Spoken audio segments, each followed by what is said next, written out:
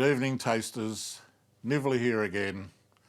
Well, this is the fourth week of my spring sojourn with Peat.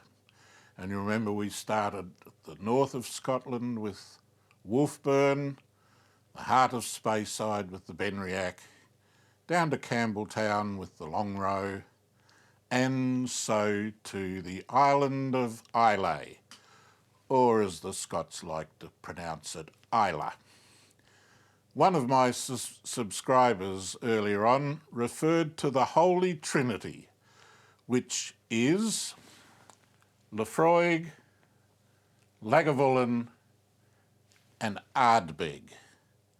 Here they are, and this map shows you how close they are to each other. On the southern end of the island of Islay, probably not more than a kilometre or two apart. And yet, their whiskies are so different. Now, I'm not going to talk too much about the Laphroaig and the Lagavulin. However, I'm going to enjoy tasting them. So this is the Laphroaig 10-year-old. And if you want my story and my deep analysis, not that my analyses are very deep, have a look at Niveller's Nightcap Note number 50. Laphroaig 10-year-old. Absolutely unmistakable whiskey, even on the nose. I'm pretty convinced I could pick this from a lineup of 8 or 10 whiskies just on the nose. It has that Band-Aid, medicinal, almost smoked fish character. It's my first experience of single malt. Imagine that, trying this first up. And it is beautiful stuff.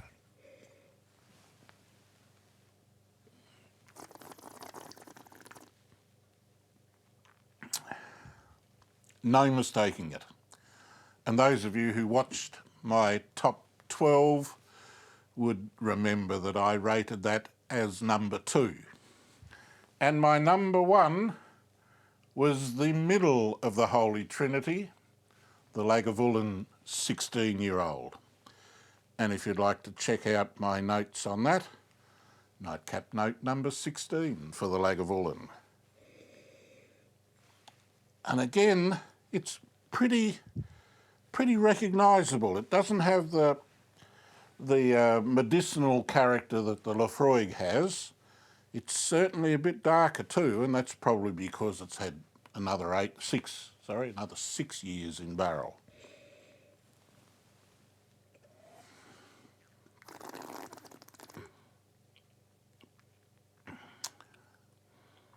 But it is a beautiful whiskey. Everything's in balance. The salt, the peat, the sweetness, it's just magic. This one, the Ardbeg 10-year-old, which runs at 46%, and it says on here, the ultimate. Well, I didn't actually include it in my top 12, and let's see if I can work out why.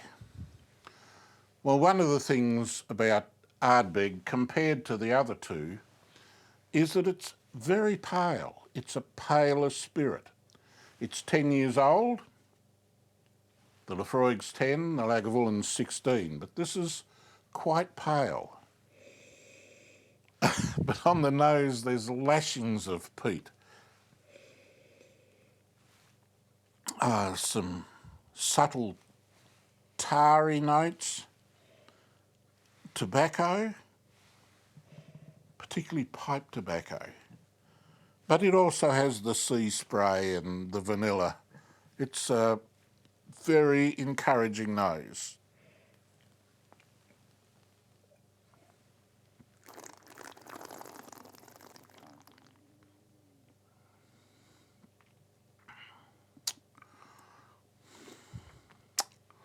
Well, that's great. It's smooth, but it's powerful. And oh yeah, there's that surge of peat. It doesn't immediately hit you, but after a couple of seconds, it's great. There's, I don't know whether you've ever drunk Lapsang Souchong tea. There's hints of that tariness, I guess it is. But there's also a bit of fruitiness, perhaps lemon and lime, a hint of licorice, and it's spicy and complex. And I'm not going to describe what I mean by complex, but it is a complex whiskey.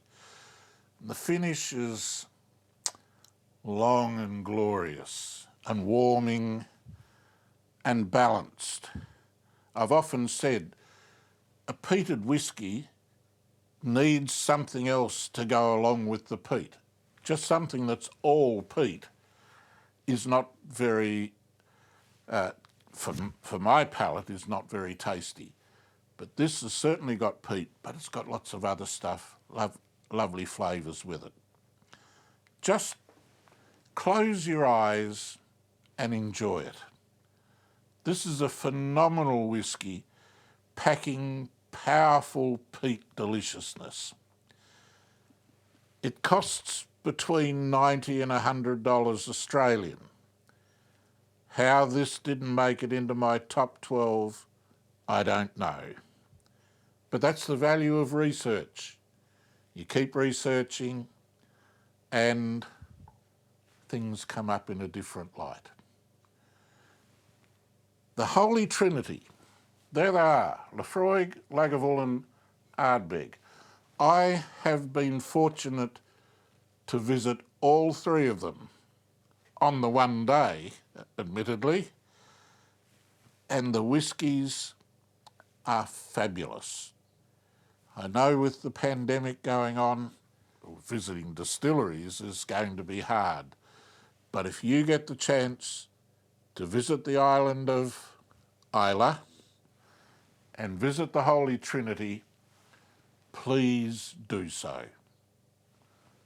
Your good health. Here's to spring and here's to peat.